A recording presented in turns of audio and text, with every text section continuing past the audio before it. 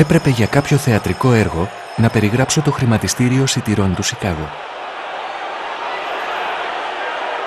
Νόμιζα πως γρήγορα θα μπορούσα να αποκτήσω τις απαραίτητες γνώσεις, ρωτώντας μερικούς ειδικούς χρηματιστές.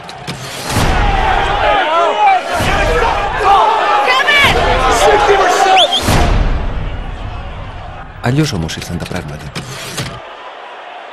Κανένας από όσους ρώτησα δεν μπόρεσε να μου εξηγήσει τους νόμους που κυβερνούν το χρηματιστήριο.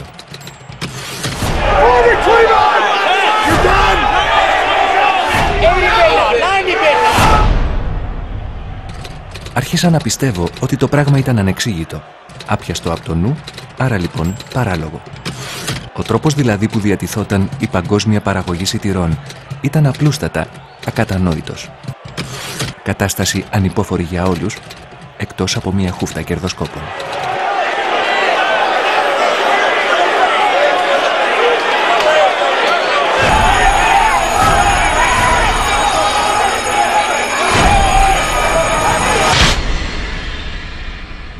This is buying, and your hands are this way.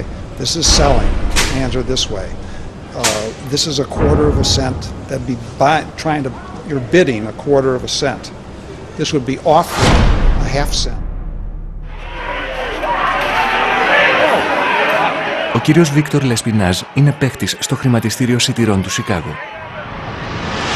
Το χρηματιστήριο του Σικάγο διαφέρει από τα άλλα χρηματιστήρια έτσι όπως τα έχετε συνηθίσει. Εδώ αυτό που αγοράζετε και πωλείτε είναι φαγητό. Σιτάρι, καλαμπόκι, ρύζι και σόγια. Ελαιόλαδο, γάλα, εντόστια ζώων, ακόμα και κοιλιές γουρουνιών.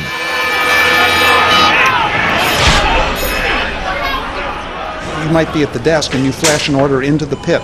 You tell your broker, buy 200 at the market. And he'll buy the 200 and then he'll flash you back. You know, bought 200 at, say, 7.5. So, or you could tell them, cancel the order.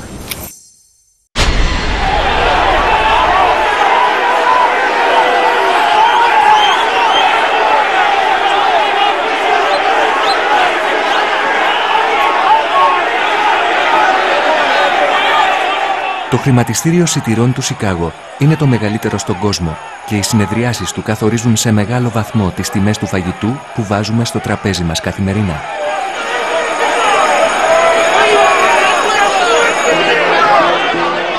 Ιδρύθηκε το 1848 ως μια ανοιχτή φασαριόζικη δημοπρασία όπου οι αγρότες της περιοχής πουλούσαν τις οδιές τους στους εμπόρους. Από τότε η πρακτική μπορεί να μην άλλαξε, αλλά τα ήθη της οικονομίας έχουν σίγουρα αλλάξει.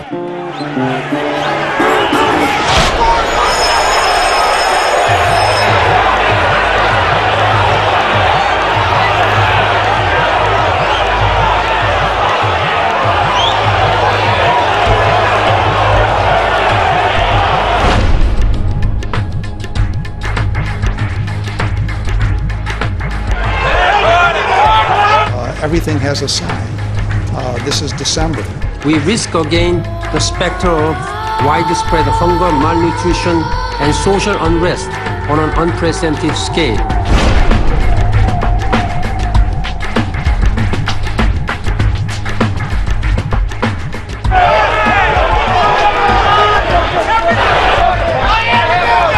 This is January.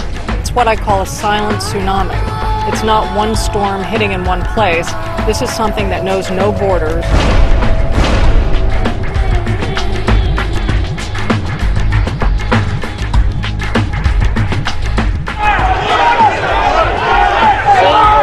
Like march down a road. The routine meeting of the heads of UN agencies turned into a crisis summit as the world counts the cost of not acting on earlier warnings.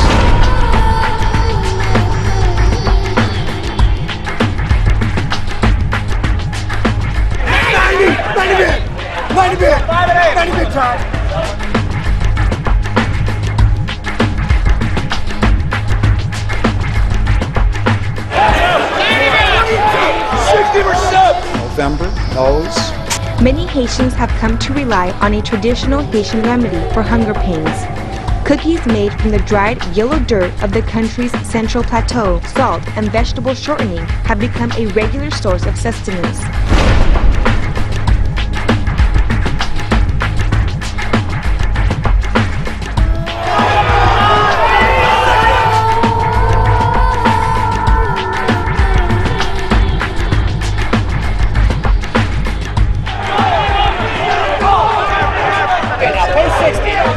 July, things like that.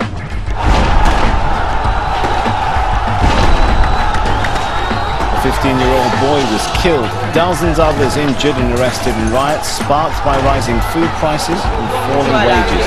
There was unrest and they took my son and beat him severely, breaking both his legs. My son can't walk or speak now. My son is dying.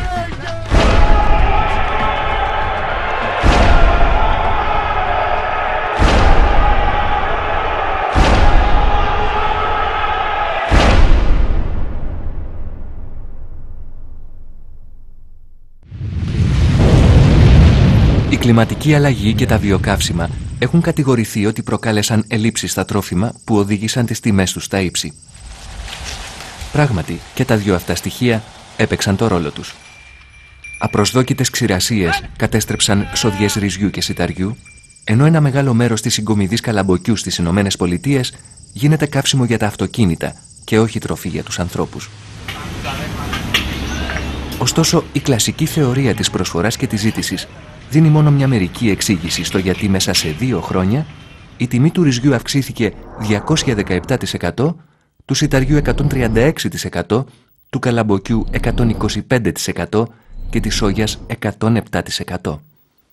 There's sort of theoretical ways of describing it as saying it's greed, and there's practical ways of describing it to say that it's capitalism.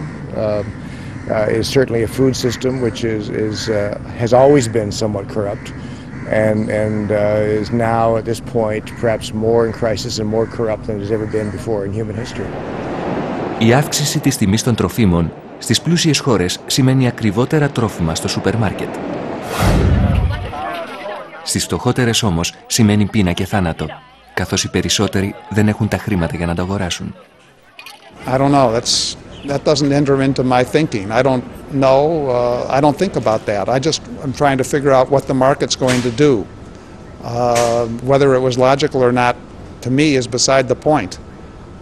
Because what counts to me is what is the market's reaction going to be? Because I'm a speculator. I'm trying to make money off the movement in the price of grain.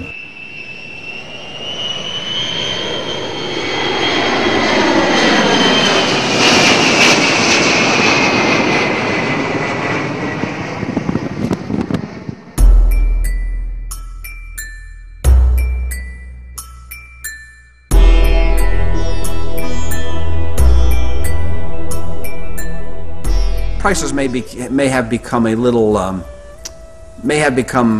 too extended on the upside in March, April, and May of this year, but and for a couple of weeks it appeared that, my word, this will never stop, but it did.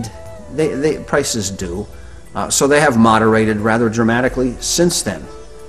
As we talk here in early November of 2008, I think prices are probably have gotten about as cheap as they're going to get and may well start moving higher once again. But the market acts really quite rationally. It just takes some time for that rationality to come to fruition and to correct. Μέχρι να διορθωθεί η αγορά, άλλοι 75 εκατομμύρια άνθρωποι προσθέθηκαν στις τάξεις των πεινασμένων του πλανήτη, ανεβάζοντας το συνολικό αριθμό τους στα 923 εκατομμύρια. Και αυτό τη στιγμή που ο πλούτος που παράγεται είναι ο μεγαλύτερος της τελευταίας δεκαετίας, ενώ υπάρχει ακόμα αρκετό φαγητό για να θρέψει επαρκώς όλους τους κατοίκους του πλανήτη. People have argued that it's because of increased demand for meat and dairy products in India and China, and that's simply not true. It's virtually a negligible consideration. It is because of speculation, because it's a commodity, that food is a commodity like silver or gold that can be negotiated and hoarded to some degree, and we're seeing that taking place. The high rise of food is because food has been put on the global casino, and this will lead to mass massive starvation, massive famines. We have to bring food out of the international trading system. We have to bring food back into national and local food sovereignty.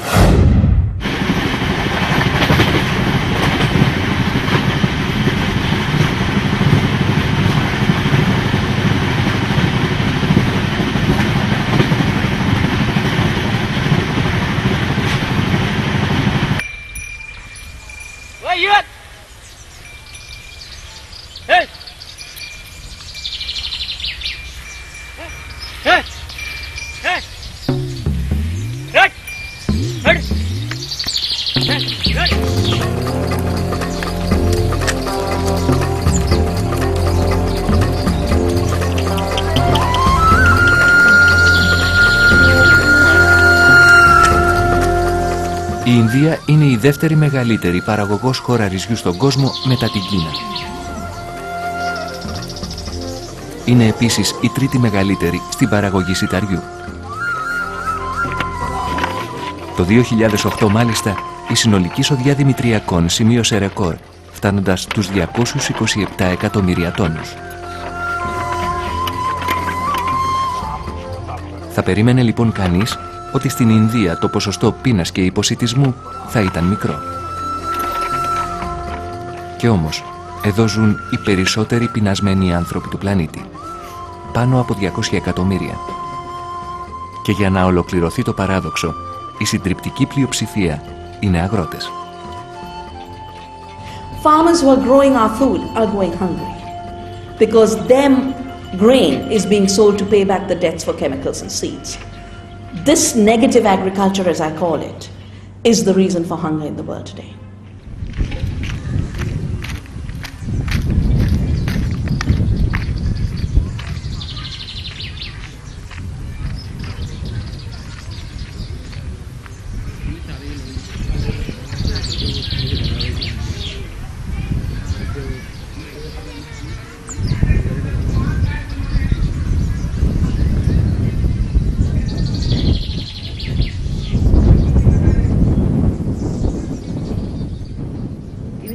Η πολιτεία Μάντια Πράντες έχει το υψηλότερο ποσοστό παιδικού υποσιτισμού και ως εκ τούτου τον υψηλότερο δείκτη παιδικής θνησιμότητας στη χώρα.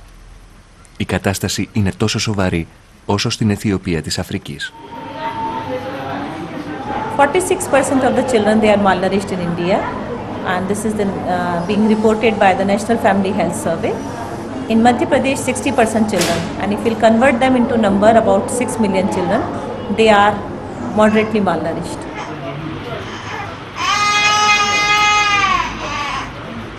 So these children have more probability of dying compared to normal children, and 50% of the under 5 mortality rate is due to malnutrition. When the food prices has doubled, the quantity which they purchased earlier is also has reduced, and which has a direct impact on the intra-household food consumption by each family member.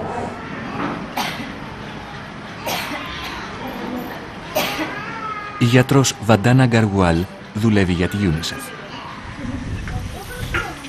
Η οργάνωση, σε συνεργασία με την κυβέρνηση, έχει στήσει σε πόλεις και χωριά κέντρα σύντησης. Εθελοντές παρακολουθούν το βάρος και την υγεία των παιδιών.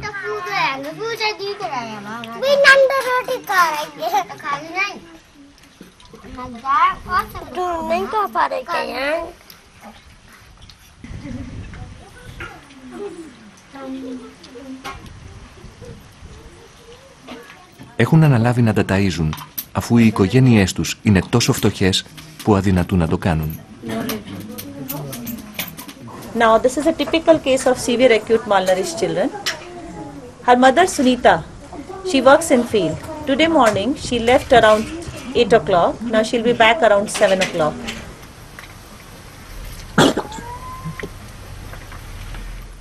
Ravita, who needs a complete care, she just had half-inch chapati since morning, and which is the very inadequate quantity of food for 19 months old baby.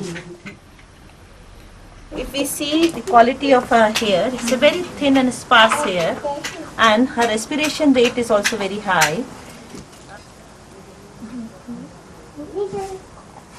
See, her mid upper arm circumference is in red zone, that is 102. That indicates that this child is still severely acute malnourished child and she needs special care like good therapeutic diet and medical treatment.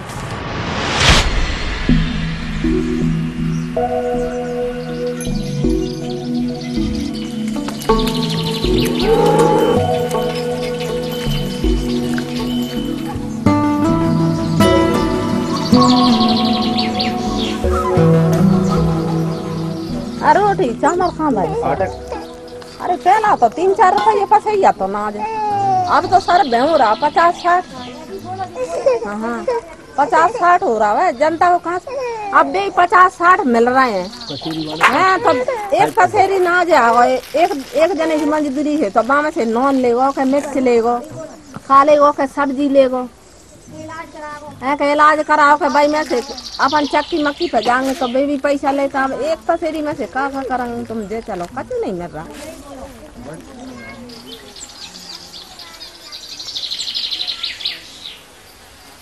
गरीब आदमी की तो sir बहुत परेशानी है। अब देखो तुम गिरानी घर घर है एक 2 बाल बच्चों को उठ नहीं पा रहा और चलो डांग धरन का पेट में धरे के डांग धरन को दिए बहुत खराब व्यवस्था चल रही है। तो मैं गरीब आदमी अब कहाँ से पेट भरे के इलाज में लगा।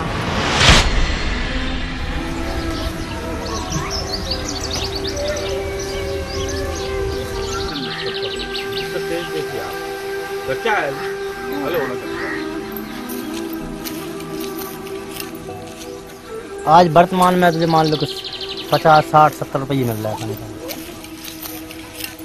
डेली का कुछ नहीं तो मतलब 40-45 रुपया का खर्चा तो जाएगा।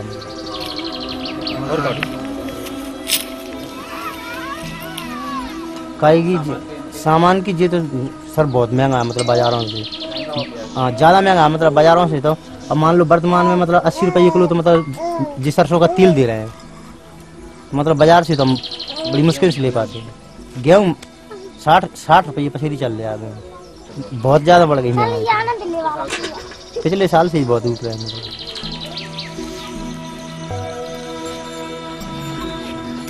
फुल ही मान लो जब 2 टाइम में मतलब संजय सवेरे की व्यवस्था में एक जने की मतलब कच्चमाल से बाव में भी थोड़ी बहुत बाव में भी लग जाता है।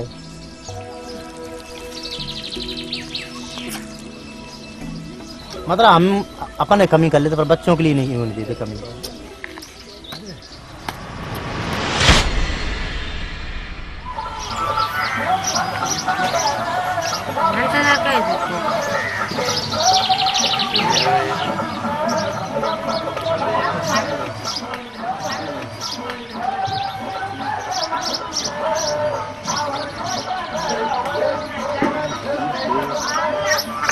Οι κάτοικοι εξαρτώνται από το συσίτιο του κράτους.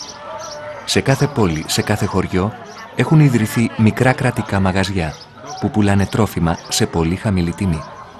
क्योंकि 90 रुपये में 35 किलो अनाज मिलता है और 35 किलो में हमारा गुजारा चल जाता है। ये राशन कार्ड ले जाते हैं और वो गिन के देते हैं।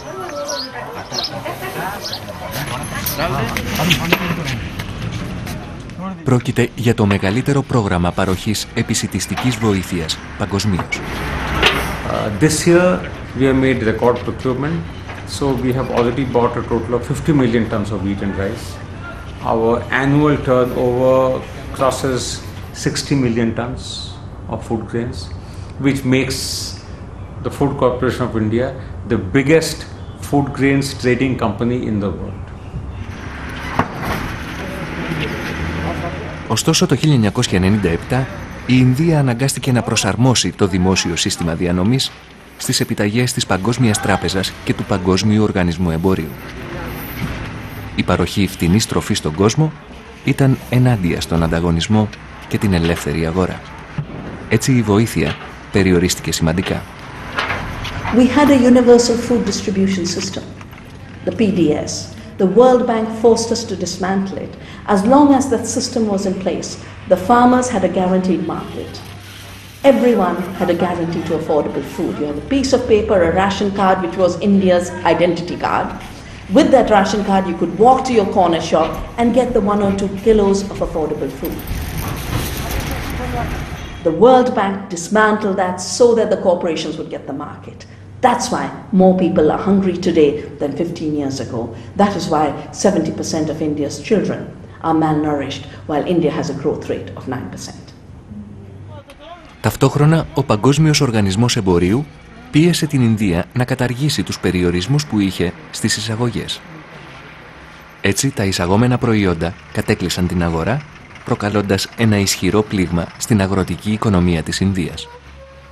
Before WTO, we were producing 97% of the total consumption. We were importing only 3%, but now we are importing 47%. It's a result of the flow from outside. Όταν οι τιμές των τροφίμων εκτοξεύθηκαν στα ύψη, η Ινδία, όπως και άλλες χώρες, περιόρισαν τις εξαγωγές για να ταΐσουν τους ανθρώπους τους. Our first responsibility is to our own people. So if the prices within the country tend to go up, we will take all measures to ensure that there is stability of prices within the country.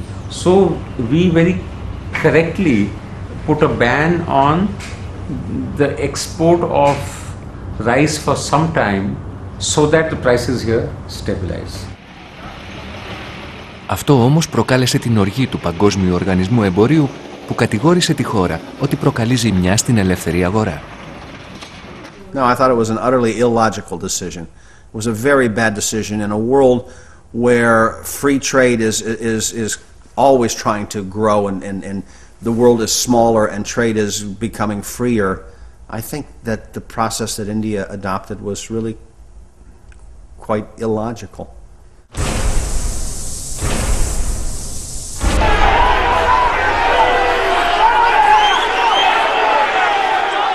Ο κύριος Λεσπινάζ τζογάρει με το φαγητό.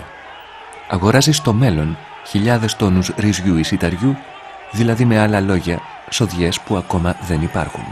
You're not trading the actual cash physical grain, you're trading promises for grain to be delivered a month or 6 months or 12 months or 18 months in the future. So you might be trading grain that actually exists, but you might just as well more often be trading grain that doesn't even exist yet. So you're trading promises, and you trade them back and forth. And if you make a promise to buy at a certain price at a certain time, you can cancel that by selling that same contract back into the market. And that's what happens with most contracts. They're never actually delivered upon. They're traded back and forth, and they cancel each other out.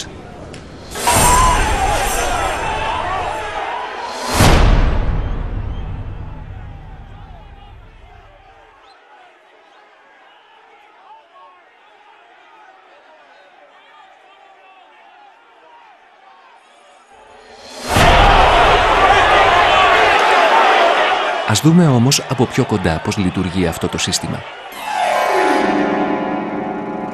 Πρώτα χρειαζόμαστε έναν παραγωγό σιταριού, για παράδειγμα. Μετά χρειαζόμαστε έναν αγοραστή. Ο παραγωγός και ο αγοραστής συμφωνούν ότι ο ένας θα πουλήσει και ο άλλος θα αγοράσει μια συγκεκριμένη ποσότητα στάρι σε μια συγκεκριμένη τιμή και ότι το εμπόρευμα θα παραδοθεί σε ένα χρόνο, ας πούμε, από τώρα. Γι' αυτό υπογράφουν ένα συμβόλαιο. Τα προθεσμιακά συμβόλαια, όπως λέγονται, διασφαλίζουν τους παραγωγούς και τους αγοραστές έναντι του ρίσκου, όπως οι κακές καιρικές συνθήκες και οι απότομες μεταβολές των τιμών. If you're a farmer, you're afraid the prices are going to fall. You can lock in the price months ahead of when you harvest by selling here and get rid of the risk. You can do the same if you're a food buyer, a processor like General Mills or Kellogg's or Post, and you can lock in the price of the grain months ahead of when you actually need to buy it, so that when you actually do go buy it, if prices are much higher, you've got it bought already at a much lower price. Ωστόσο, τα συμβόλαια δεν παραμένουν αδρανή. Οι κερδοσκόποι τα αγοράζουν και τα πουλούν και μπορεί ένα συμβόλαιο να αλλάξει δεκάδες χέρια μέχρι τη λήξη του. Αγοράζουν, για παράδειγμα, συμβόλαια για στάρι σε μια χαμηλή τιμή. Εάν η τιμή του σιταριού ανέβει, έχουν κερδίσει. We're transferring risk. The whole purpose of the exchange is to transfer risk from people that have it, like farmers, and don't want it, to people like myself, speculators, that take the risk because if you take a risk and you're right, you make money. Of course, if you're wrong, you lose money. Από το 2006 όμως και μετά, μεγάλα ψάρια εμφανίστηκαν στο χρηματιστήριο σιτηρών του Σικάγο. Στα πιτς δεν έβλεπες μόνο τους παραδοσιακούς πρωταγωνιστές, αλλά και μάνατζερ τεράστιων οικονομικών ιδρυμάτων που μέχρι πρότινος δεν ενδιαφέρονταν να επενδύσουν σε τρόφιμα.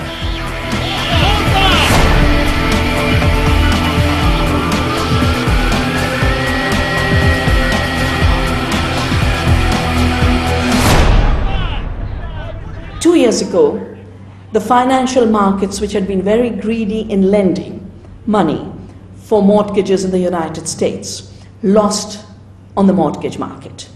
The subprime crisis, as it was called, led to a collapse in investments.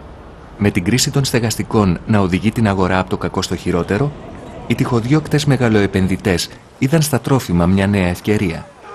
Κατέκλεισαν το χρηματιστήριο του Σικάγο και άρχισαν να αγοράζουν προθεσμιακά συμβόλαια σε πρωτοφανείς ποσότητες, εκτοξεύοντας τις τιμές προς τα πάνω.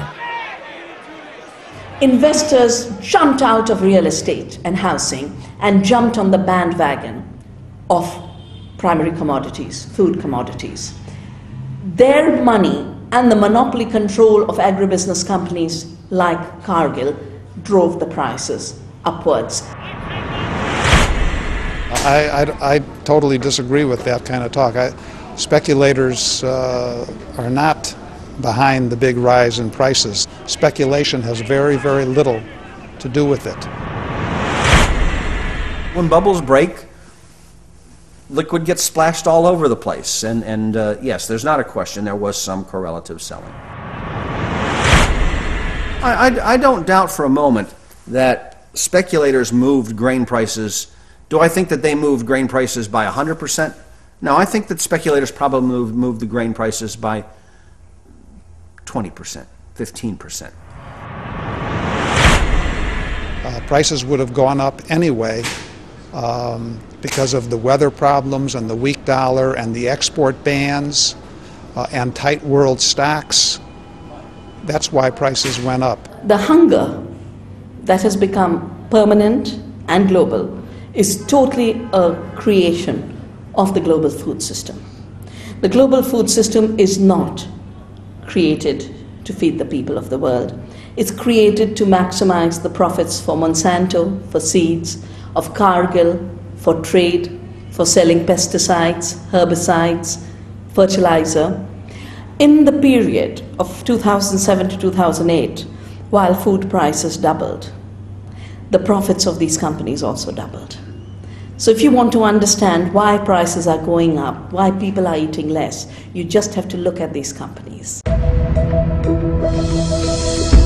There are sports drinks that help you to fly, to soar, to defy gravity. But who's there to help when you hit the ground? To promote healthy knees and joints, one company wanted to make a drinkable dietary supplement. They turned to Cargill, where scientists created a good-tasting liquid form of key ingredients, resulting in a solution for healthy joints that's easy to swallow. This is how Cargill works with customers.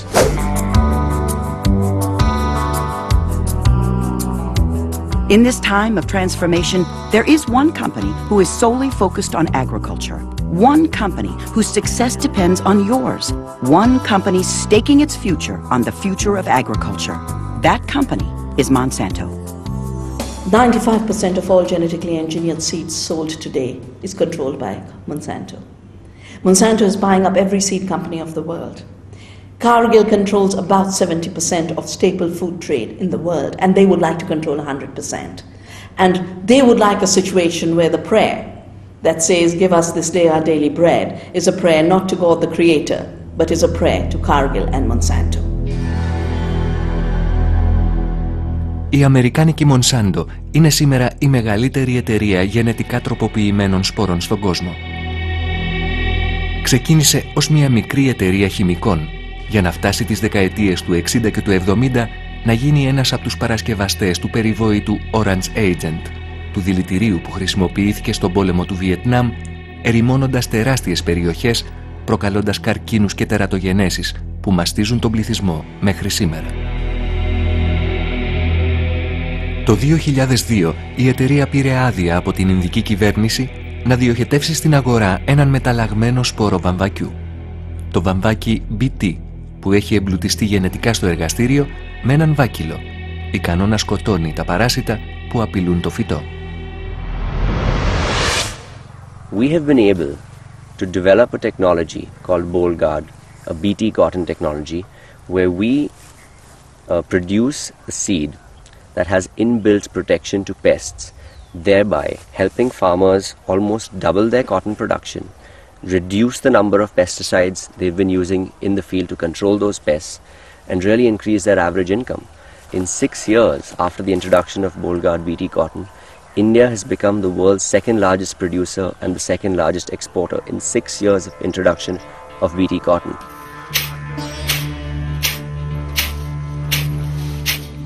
Για αιώνες, οι Ινδοί αγρότες φύτευαν στα χωράφια τους τους σπόρους που έδινε η μητέρα γη. Ένα δώρο από τους θεούς που δεν ανήκε σε κανέναν και όλοι είχαν δικαίωμα να το χρησιμοποιήσουν. हम हमारे बीज ही लगाते थे, जो खाते थे उसी में से थोड़ा पोर्शन बीज करके अलग से रखते थे। नेक्स्ट ईयर यानी अगले साल वही बीज लगाते थे।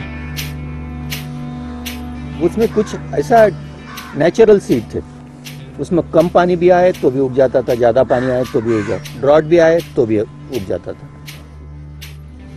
तो घर में ही बीज होता था, उसके लिए मार्केट में नहीं जाना पड़ता था या अलग से खर्चा नहीं करना पड़ता था।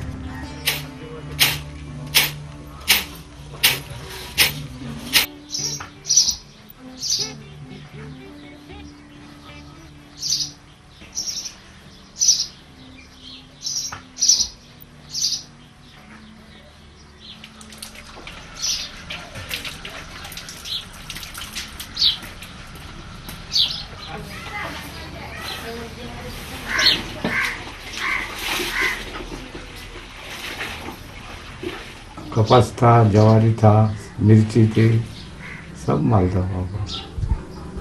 तो वो क्या सरकारी बीज था, अपना घर का बीज था? घर का भी था, जवारी का, तुअर थी, कपास था, जवारी थी, मिर्ची थी। घर के बीज से फसल को इनाम मिला? या कैसे, क्यों बोया जब आपको वैसे इतना अच्छा लग रहा था वो? तो ये लोग लगा रहे करके वो लाना है, अपन भी ज्यादा पिकेंगे करके पुनः हम भी ले लिया ना, वैसा हो गया ना। तो उसको खत ये थे सब देके कर्जा हो गया, समझो ना। और उत्पन्न ज़्यादा एवरेज बोले तो 20 क्विंटल का, कोई 22 क्विंटल का, कोई कंपनी ऐसे दावा कर रहे हो। तो खर्चा कम, एक बार बीज कोई खर्चा पहले, बाद में जो रासायनिक खत को 1-2 डोज देना पड़ता था, बोले अभी तो 5-5 डोज दे के भी उतना माल नहीं लगता।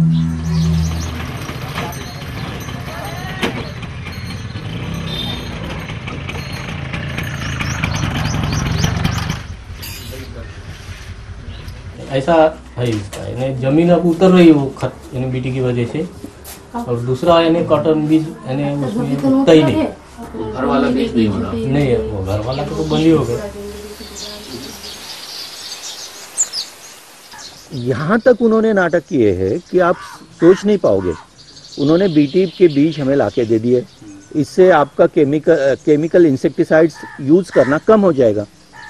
ठीक है, एक साल वैसा हुआ, दूसरे साल में हमारे यहाँ नई कीटक आ गई जिसे हम आज मिलीबग कहते हैं। पहले तो बोलते थे एक भी स्प्रे मारना नहीं है आपको, बाद में बोले ठीक है दूसरे सूंडी के लिए मारना पड़ेगा, अली के लिए मारना पड़ेगा। लेकिन अभी पोजीशन क्या है, मोन्सेंटो क्या बनाता है, केमिकल्स भी बनाता है। सबसे ज़्यादा केमिकल्स कौन बनाता है, सबसे बड़ी कंपनी कौन है, मोन्सेंटो। उनको उनका केमिकल्स के इंसेक्टिसाइड्स का यदि मार्केट में यूज़ होना बंद हो जाए तो प्रॉफिटेबली ऐसा काम कोई कंपनी करेगी नहीं। सत्य तो यह है कि भारत के किसान जो महंगी खेती कर रहे हैं, बहुराष्ट्रीय कंपनियों के बीज, कीटनाशक और फर्टिलाइजर जो ज़्यादा वापर रहे हैं, जो किसान सीड पर 1 पैसा भी खर्चा नहीं करता था, वहां पर 40% खर्चा करना पड़ रहा उसे। जो किसान को खाद पर 0 खर्चा करना पड़ता था, वहां 20% खर्चा करना पड़ रहा पूरे खेती के खर्चे के लागत के। जो कीटनाशक वो वापरता नहीं था, उस पर भी और 10% खर्चा करना पड़ रहा। यानी पूरे लागत के 70% तो इन्होंने लादा हुआ खर्चा है।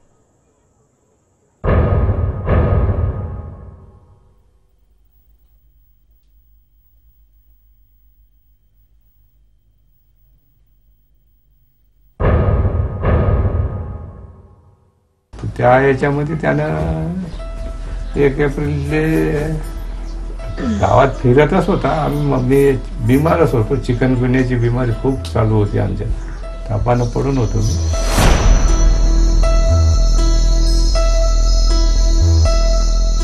तो आला ना, घरात गेला, ही सुने तिथेच होती भांडे घासत.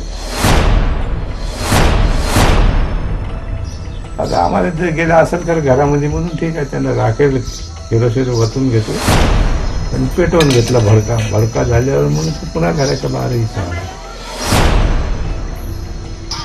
घर पेटते म्हणून त्याला कसं काय समजलं का काय आला, मग जवळूनच गेला, 90% धरला होता.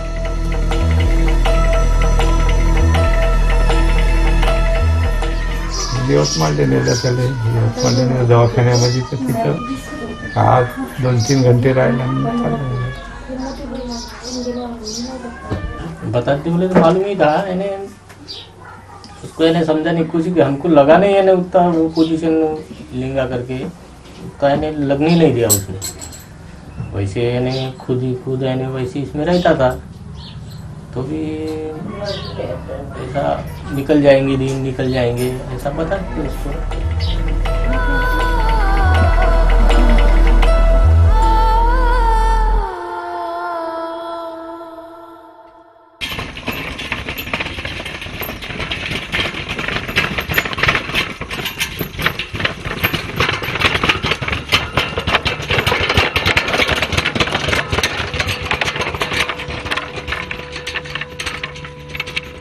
The story that we have suddenly become Scandinavians and don't see the sunlight and therefore getting depressed and our farmers are ending their lives.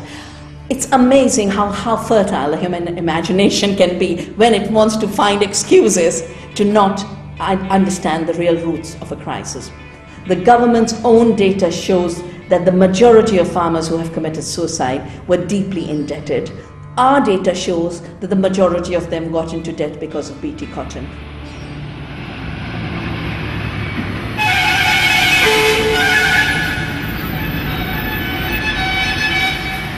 Most suicides of the 200,000 are in the cotton belt. Most of them have grown BT cotton. The story of Indian farmers is the story of how these rapacious corporations have emerged as criminal corporations. I often say, if 200,000 people had been killed by a dictator, we would have called it a genocide.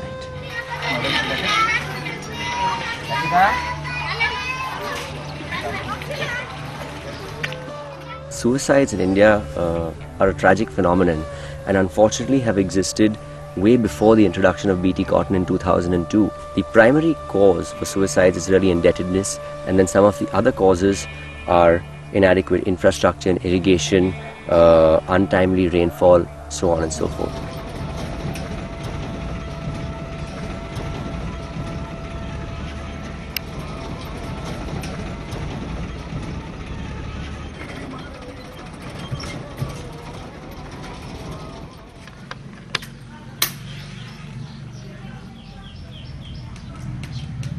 काय सांगतही नव्हतं मग तसं काय, कर्जा असं आहे तसं आहे काय म्हणत नव्हतं. स्वतः गुंगीत राहत होतं कसं करायचं का करायचं, नेहमी चिंताच राहत, असं झोपूनच राहाय जास्त, असं कोणते असं खुशीवर काय राहत नव्हतं. बाहेर चांगलं राहतं पण घरी आलं का खूप चिंतामध्ये राहत होतं.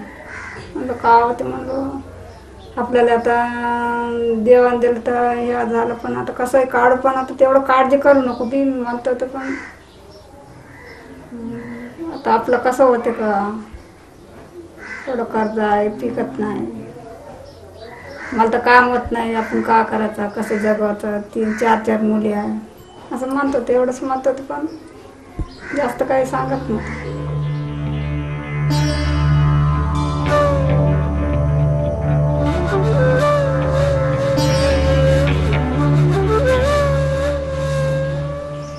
हम स्कूल में गए थे लड़कियों ने बताया कि पापा ने जहर किया फिर मुझे उतनी समझ में नहीं आती थी पी लिया तो ऐसे ही कुछ होगा वहाँ पे गई थी मुझे उतनी याद नहीं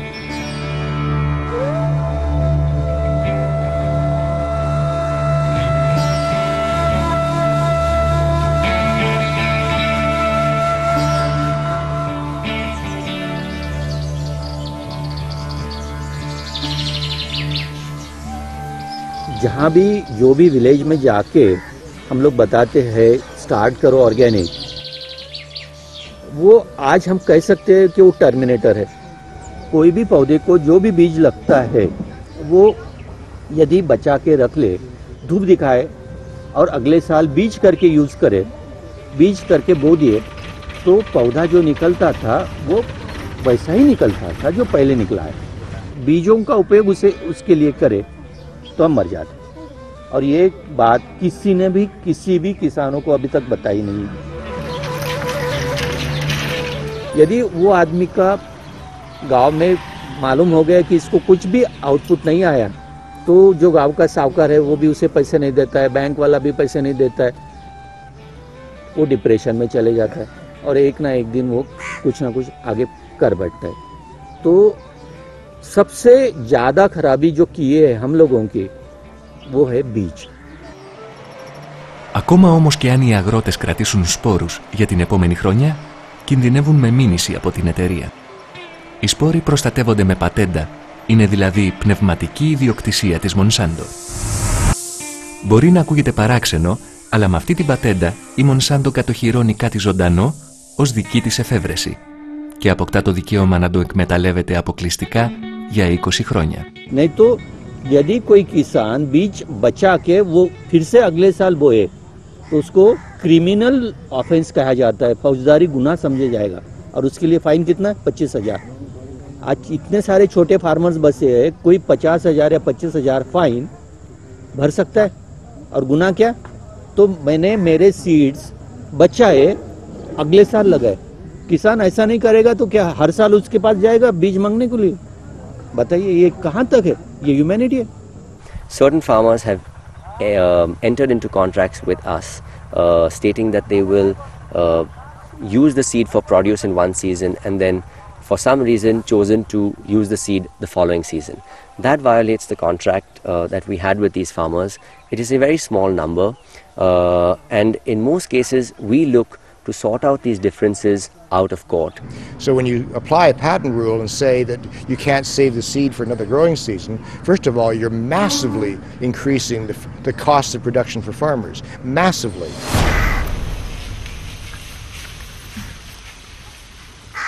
पैशाच अन्न नेणं सर्व होतं.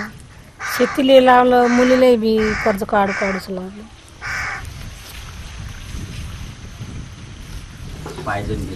म्हणजे हे असंच कर्जापाण्यापायी पुरले खूप पैसा लागला तर बचली नाही बा मग ते आपल्याच मूडमध्ये राहत होते. एवढं मोठं कर्ज झालं पुरा. हा माणूस होता तर आणत होता. आता मी बाईची जात मी कोणापाशी जाऊ मागायला मला कोण देणार? त्याला आता मा किती मला तर नाजूक परिस्थिती झाली. 30 किलो भेटते समजाचा अनाथ. लेकरा बाळाचं पुन्हा शिक्षण पाणी पोरगी शिकत आहे.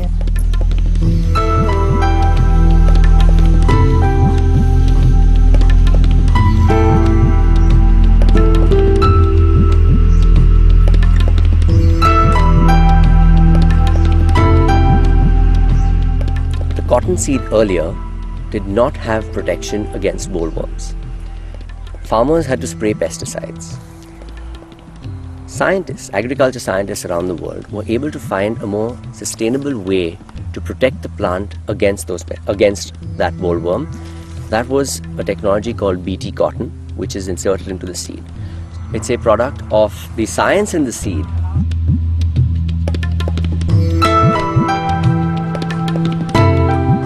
It's really an oligopoly that controls that food supply, the seed supply.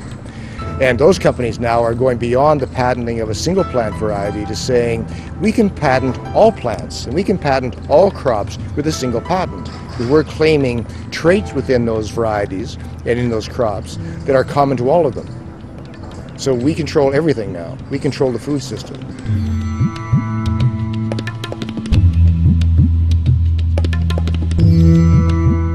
बीज इन्होंने पैदा किए कभी नहीं.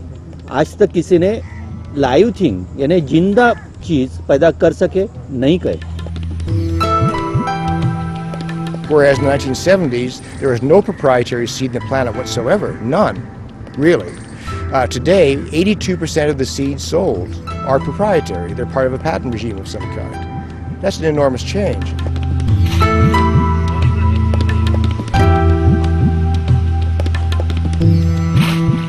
Genetically engineered crops do not produce more food, but they tell the lie to grab the markets. More trade does not feed people. It leaves more people hungrier because a globalized trade then becomes a trade controlled by 5 agribusiness corporations who can bid the prices as they want. When they want to speculate upwards, they speculate upwards. When they want to fix the prices downwards to capture markets, they take the prices downwards. And as their profits increase, people starve. So they've got what they need out of this. They've got the control. And frankly now, because they have that control, they don't need biotech anymore. They've got the marketplace. It's to them. They control the first link in the food chain. So they've won.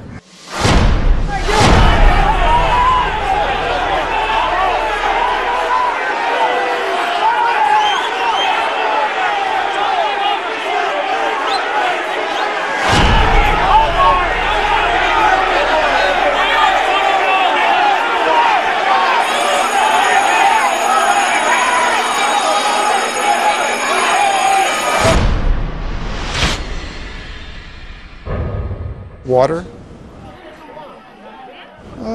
Possibly. It's not traded now, but it could be in the future perhaps, sure.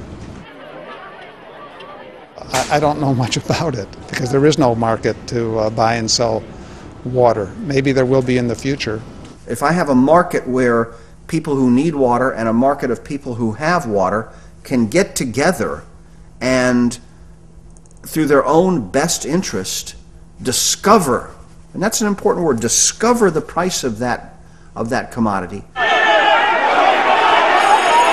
How dare a government, how can a government, how can a group of supposed intellectuals sit down and say, this is the price of water everywhere around the world? Will there be circumstances where some people will not have water? Yes. That will happen. That is the harsh reality of how markets function.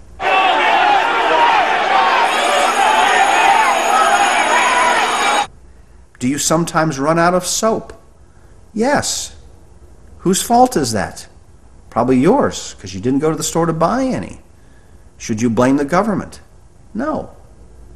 It's your fault.